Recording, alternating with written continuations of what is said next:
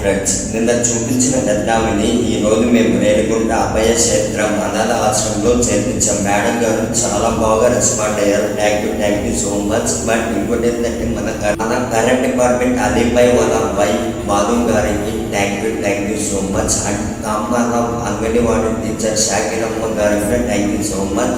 And Narasimha గారికి కూడా thank you so much. And నందు సపోర్ట్ చేసిన ప్రతి ఒక్కరికి థ్యాంక్ యూ సో మచ్.